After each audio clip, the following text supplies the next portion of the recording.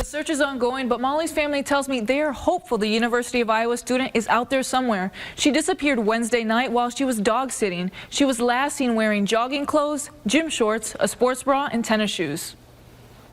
Family, friends, and members of the Brooklyn community all came out in full force to look for Mollie. We just really hope that we can get her found and brought back home to the people that love her. She's someone many volunteers and family alike describe as friendly and energetic. She is about to start her sophomore year at the University of Iowa. She is probably about 5'2", brown hair, brown eyes, beautiful smile, great with kids. Catherine Metz and her friends say they've known Mollie since high school. It's really scary. Like now I wouldn't want to go out by myself, really. I'm just really hoping we find her. Her disappearance leaving many on edge. Friends say it's very unlike her to disappear like this. I'm feeling kind of scared and nervous, and I'm anxious, hoping we can find her today. You know, you wouldn't think that something like this would happen in the small town of Brooklyn. Authorities say they've been looking all over town. So far we've been searching by air and foot both. But focused the majority of Friday's efforts on the fields between her house and where she was staying when she disappeared. Family says Mollie spent Wednesday night dog sitting. These fields, a typical trail for the avid jogger. Early in the day, crews tried searching with helicopters, but weather wasn't in their favor. As far as the air patrols go, because of the low cloud ceiling, they're not able to get certain aircraft up with the technology that we need. But as soon as the sun did come out late in the afternoon, they sent volunteers home to regroup and try aerials. Urge anybody that has any information related to this investigation to call the Powesheik County Sheriff's Office. For now, everyone is left with unanswered questions and desperate to bring Mollie home. She did like whatever she could to help anybody, so we're trying to help her and her family today just to try and find her. I never met a single person that didn't like Mollie. We want our Mollie back. The sheriff's office tells me that they have no public search crews scheduled, and they will let the public know when they will do so on social media. In studio, Chantal Navarro, KCRG, TV9 News. It has been 4 days since Mollie Tibbetts disappeared. Despite search efforts over the last few days, there is still no sign of that missing woman. Posters like this one are being distributed across the state to help bring awareness to the case with the hope of finding a tip that brings Mollie home. Mollie was last seen jogging Wednesday evening in an area around a small Powesheik community of Brooklyn. The 20-year-old University of Iowa student was dog sitting with her boyfriend at the time of the disappearance. Family, friends, and the community have joined the search over the last few days. TV9's Jordy Kolk traveled to Brooklyn today, and she's live in the Cedar Rapids newsroom. Jordy, those efforts won't stop anytime soon. For us today, people printed off more posters and tried to think of other ways to raise awareness that Mollie is still missing. 3 posters at a time. This printer ran all Sunday afternoon with information about Mollie, like how she's 5'2" with long brown hair.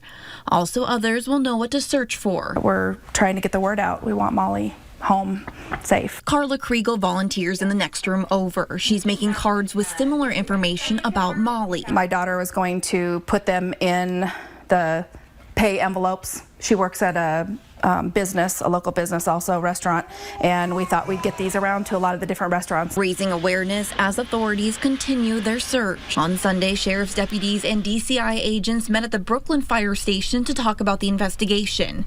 At this point, they don't have any new information to report, but say it's an active case. The last community search happened on Friday, where the public went all through town and on the outskirts of town to look for Mollie. Now, the sheriff's office says they will post on social media if they need the public's help for another search. Until then, this community is doing what it can to help. Many businesses in the downtown area have signs up to support the family. Volunteers say it's just what they do in this community. They're family, you know, we look after each other. You know, you have a lot of ups and downs that go on, you know, in small towns, and everybody knows each other's business, but when it comes down to it, we're here for each other. Today, volunteers worked out of Live Now photos. Now, the owner there is also trying to add some yard signs and t-shirts and maybe even billboards to, again, raise awareness that Mollie is missing. Reporting live in the newsroom, Jordy Kolk, KCRG, TV9 News. Family and friends are hoping someone knows what happened to Mollie Tibbetts. The 20-year-old University of Iowa student from Poweshiek County vanished last week, seemingly without a trace. Complicating the search is misinformation about what happened. KCRG TV9 Chantel Navarro spoke with Tibbetts' boyfriend, one of the last people to communicate with her. And Chantel joins us live from Brooklyn with the latest. Chantel? Beth and Bruce, while it may have been well-intended, a number of details about Mollie's case and her disappearance have been wrong. Down to this poster that's been spread all over town. If you take a look, even her last name is spelled wrong. She's 5'3", 130 pounds, and her middle name is spelled with 2 E's. Dalton Jack says he's been dating Mollie Tibbetts for close to 3 years now and was one of the first people to notice her gone. I'm the one that threw red flags that she was missing. Dalton says she was dog sitting here at his house Wednesday while he was in Dubuque for work and his brothers were in Ames. So when she didn't show up to her job Thursday morning, they knew something was up. She hadn't called in, and I looked at my phone. I noticed that I had texted her good morning that morning and she hadn't opened it. So I got a hold of all her friends and family. Other misinformation. I read somewhere that she was running in a cornfield. That's obviously not true. Calderwood adds that while Mollie was born in Oakland, California, her family moved here to Brooklyn when she was in 4th grade. At this point, they want to remain hopeful. You've seen her picture. She's obviously a physically beautiful girl, but she's more beautiful on the inside. Are you scared at all right now? I'm just not going to go there right now. While public searches aren't being done, Brooklyn and the U.S. as a whole isn't giving up on Mollie. Let's bring our girl home. And I did reach out to the sheriff's office again, but they declined to go on camera as they're all busy with the investigation. And anyone with information is asked to contact the Poweshiek Sheriff's Office.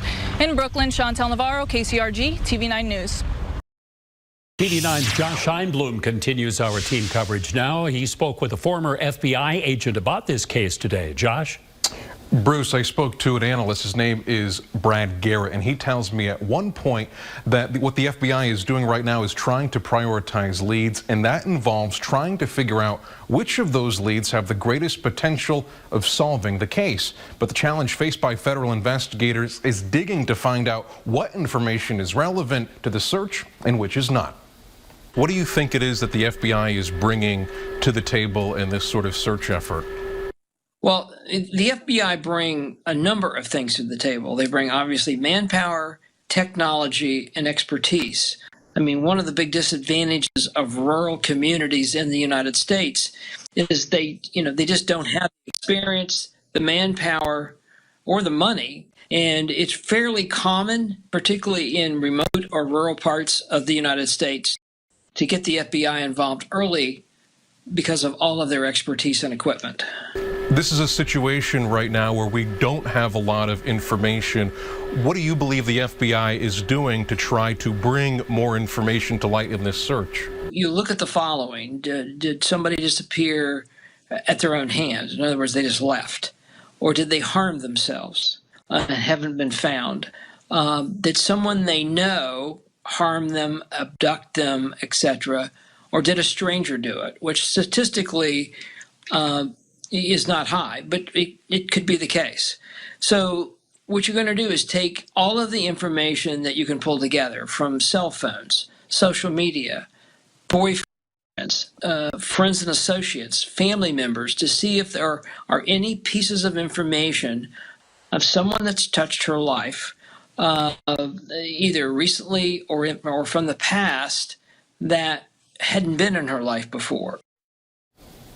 Garrett says the FBI will also be working to coordinate information between local agencies to make sure everyone is on the same page during the course of the investigation. He also adds he believes it's also crucial that authorities give regular updates on new developments to keep this story in the public eye. He thinks that may end up being crucial to bringing in new leads to help solve this case. For now, we're live in studio. Josh Einblum, KCRG, TV9 News. University of Iowa student Mollie Tibbetts disappeared a week ago tonight, and now authorities have reached a couple of conclusions. First, the Poweshiek County Sheriff says Tibbetts' boyfriend, Dalton Jack, is not a suspect in the case. And second, investigators now have some electronic records they're searching through. Tibbetts was dog-sitting at her boyfriend's house in Brooklyn when she disappeared last Wednesday night. Since then, authorities have received hundreds of tips. Investigators are studying some cell phone, social media posts, and even Fitbit data. But today, Poweshiek County Sheriff Tom Kriegel would not say what they found so far. But he did hint that such information could help them track Tibbetts' movements.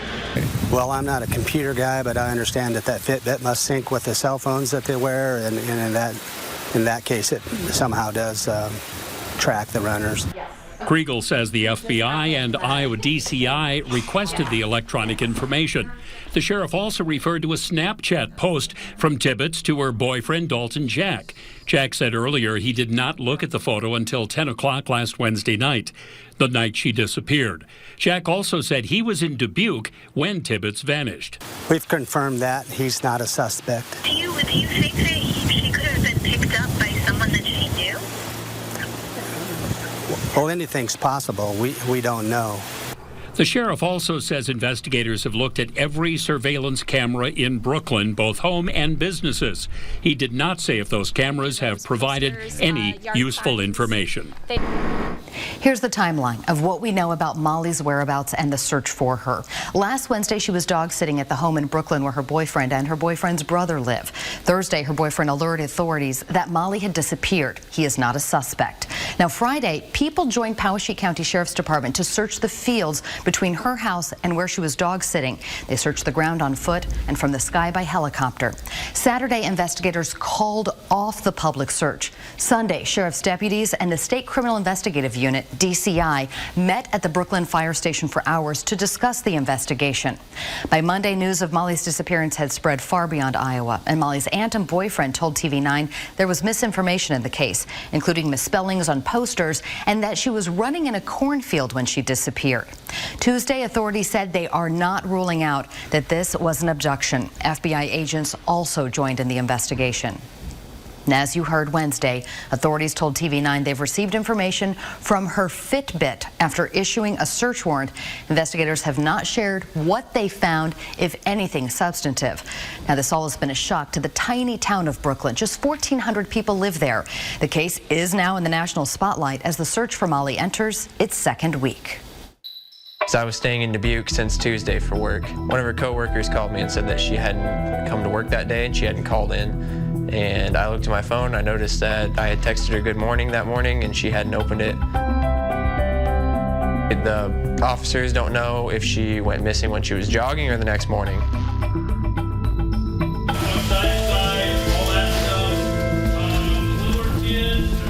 We just really hope that we can get her found and brought back home to the people that love her. So far, we've been searching by air and foot both. Are you scared at all? I'm just not going to go there right now.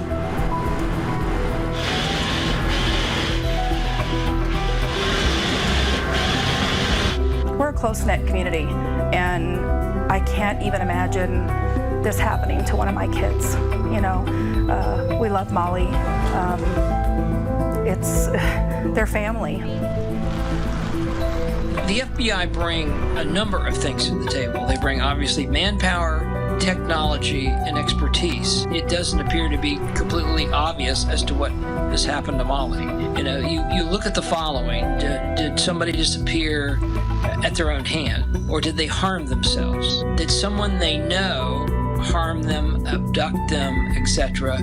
Or did a stranger do it? We're just letting the investigators do what they need to do and trying to stay strong.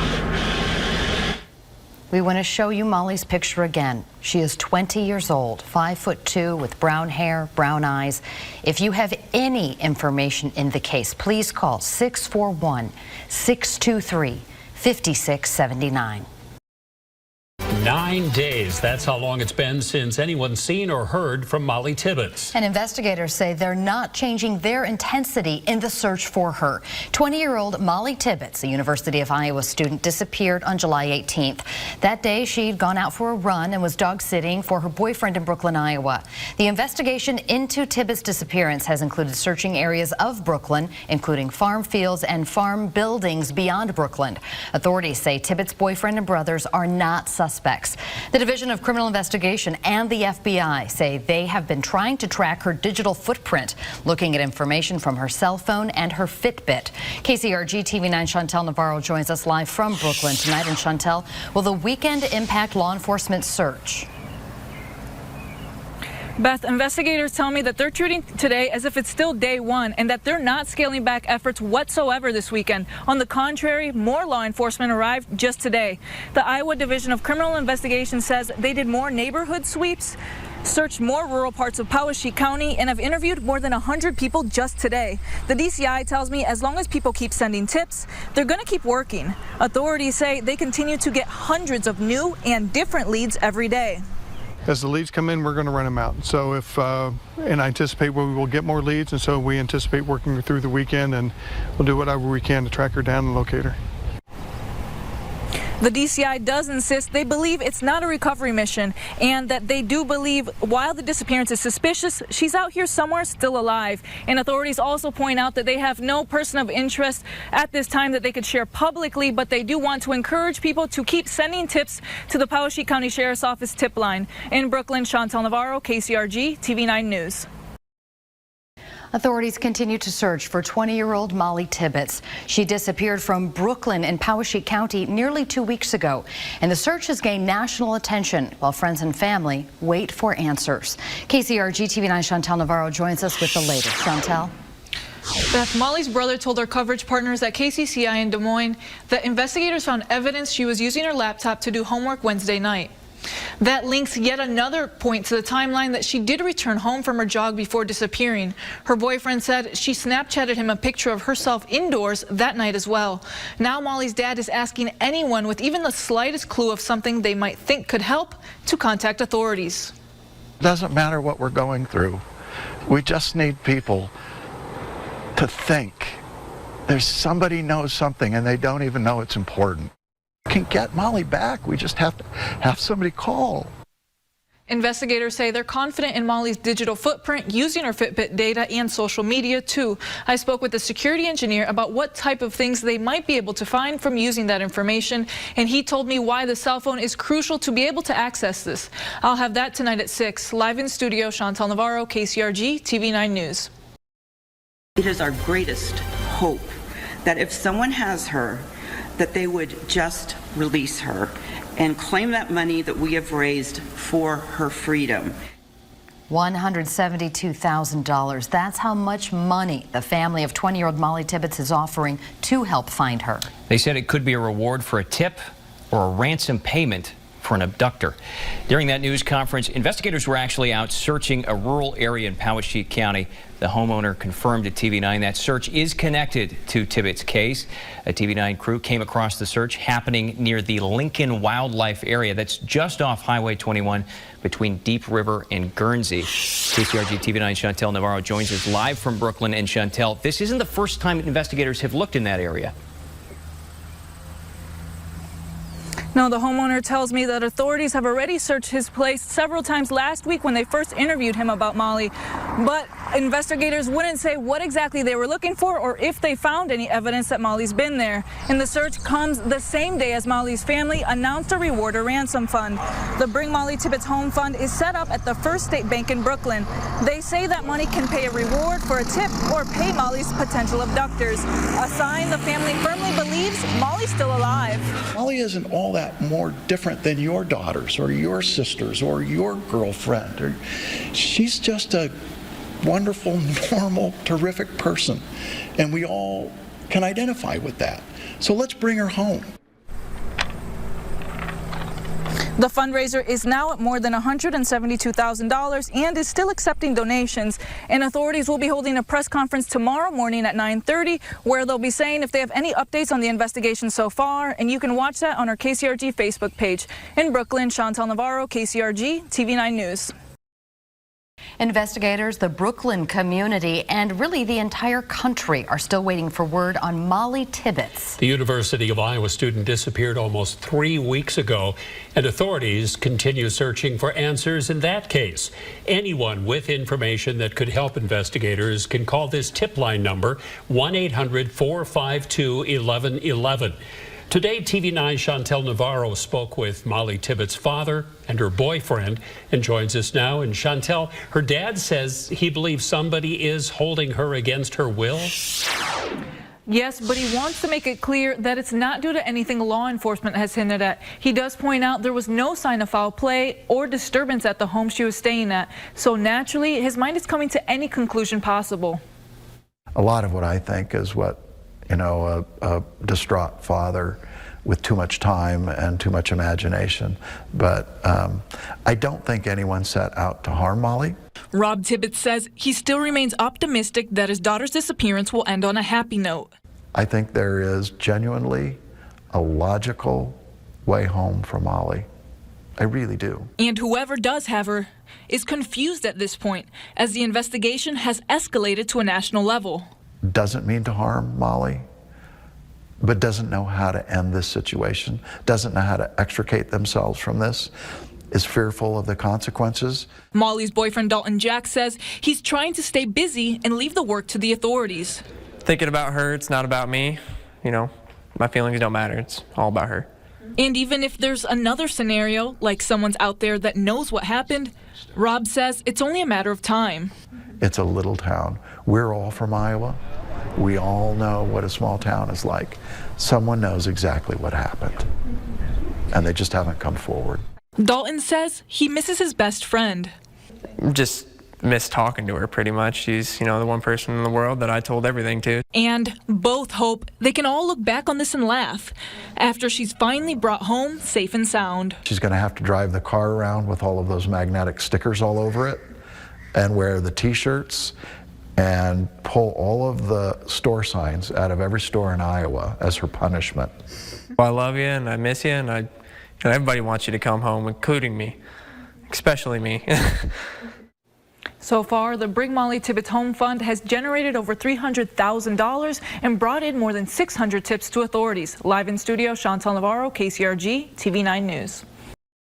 University of Iowa student Mollie Tibbetts has been missing now for more than 3 weeks. The Powashik County woman's family is trying to spread the word every way they can.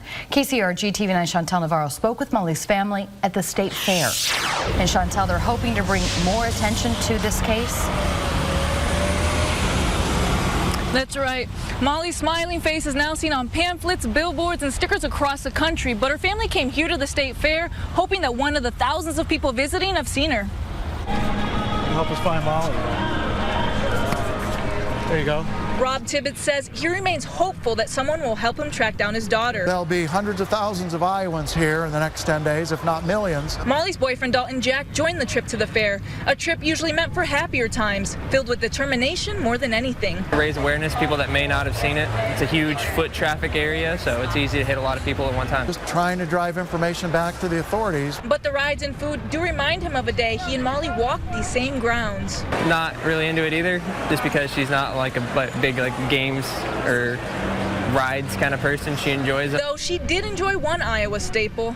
I remember looking at the butter cow, so. And it's memories like these the family will cling to until they reunite once again. Cool that she's going to come back and be safe and all that, and still really, really nice to know that everybody out here, nothing's really slowed down. The investigation's still going. Mollie's out there, and we need somebody to come forward. And you're literally like right next, And authorities have scheduled the next press conference for the Mollie Tibbetts case for Monday afternoon at 3. In Des Moines, Chantal Navarro, KCRG, TV9 News. Authorities have arrested a man for the murder of missing University of Iowa student Mollie Tibbetts. They found what they believe is her body in a cornfield in rural Poweshiek County early this morning. 24-year-old Christian Rivera faces a first-degree murder charge. Iowa DCI says he followed Tibbetts while she was running on July 18th. Tibbetts was 20 years old and would have been starting her sophomore year at the University of Iowa this fall. KCRG TV9's Forrest Saunders is in Montezuma, where a news conference wrapped up earlier today with this information. Forrest, what else did DCI say about Rivera? Beth, this case is already becoming very politically polarized because of the immigration status of Rivera. He's said to have been here illegally for somewhere between 4 to 7 years. Now, authorities did have a chance to speak with Rivera yesterday, and they believe that the night that Tibbetts disappeared while jogging, Rivera had been following her in his car, and this was apparently all caught on security footage by a person who lives in that area. Rivera told authorities he actually made contact with the person believed to be Tibbetts, getting out of the car and running next to her at one point. Tibbetts was said to have threatened to call 911, and Rivera told authorities he freaked out and, quote, blanked his memory. Finding Tibbetts in the trunk of his car later with blood on her head. Rivera then said that he hid the body in a cornfield. He led authorities there earlier today. We are saddened for the family. It is difficult on the investigators. However, that's what we're paid to do, and we try to do it as best as we possibly can. We're just happy that we're able to locate him, get him charged, and then hopefully come out with a successful conclusion, that being a conviction. We still don't know the cause of death for Tibbetts. It's something we asked authorities, but we are expected to know more once authorities are able to conduct an autopsy, which is scheduled for tomorrow in Ankeny. They're also expected to positively identify the human remains found today as Tibbetts. As far as Rivera, he is being held at the Poweshiek County Jail, and he is expected to be arraigned tomorrow. Again, he faces that first-degree murder charge, which in the state of Iowa is a life without parole. Live in Montezuma, Forrest Saunders, KCRG, TV9 News. Again, investigators say Christian Rivera is not in the country legally, and they believe he came to the U.S. from Mexico. They said he's been living in the area for 4 to 7 years, and they used translators to interview him. The court filings for today's arrest detail events going from the night Mollie disappeared up through the discovery and arrest today. TV9's Josh Scheinblum continues our team coverage with more of what authorities say happened. 24-year-old Christian Rivera has no address listed in court documents. Investigators said he lives in rural Poweshiek County. TV9 has learned he's in the country illegally. His warrant shows Rivera's bond has been set at $1 million cash. According to Rivera's criminal affidavit, authorities were able to locate surveillance footage of Rivera driving back and forth in the area where Mollie Tibbetts was running on the east side of Brooklyn. Authorities say Rivera has admitted making contact with a woman running in that same location, that he parked his Chevy Malibu and ran after her. It's then Rivera claims Mollie grabbed her phone and said, "I'm going to call the police." Rivera says he panicked and that he blocked his memory, which he admitted happens when he gets very upset. The next thing he remembers is being back in his car and driving to a cornfield. He then recalled he had put a woman in his trunk. He then got Mollie out of the trunk and noted that she had blood on the side of her head. He put Mollie over his shoulder and walked about 20 yards into a cornfield, placed her face up, then covered her body with corn leaves. Rivera used his phone to retrace the route he traveled from Brooklyn. In studio, Josh Scheinblum, KCRG, TV9 News. A woman who competed against Mollie Tibbetts in cross country when she attended BGM High School says she wants people to remember Mollie for how she lived, not how she died. TV9's Jordy Kalk joins us now from Brooklyn with that story. Jordy? Beth, I spoke to a few of Mollie Tibbetts' friends today, friends that helped put out posters with Mollie's information all throughout town here. And now they say because of today's news, they are going to change some of their daily routines. Alexis Morrison first met Mollie Tibbetts in the 8th grade. We ran our whole high school and middle school career together. They were competitors. Mollie ran for BGM High School and Alexis for Montezuma schools. Alexis says she always looked forward to races against Mollie. We were always like right by each other during every race. It didn't matter who won. What mattered was personal bests, and the two encouraged each other. Pray together and stuff before every race to help each other. Morrison and her family are still in disbelief what happened to Mollie Tibbetts. Her folks did everything they could to make sure she was prepared and educated and okay, and it's just a senseless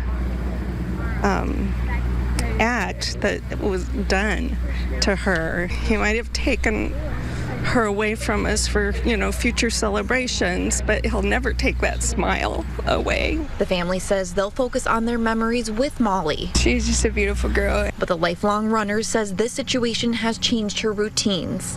Morrison says she'll take some precautions before heading out on the trails throughout Poweshiek County. My husband actually just got me a taser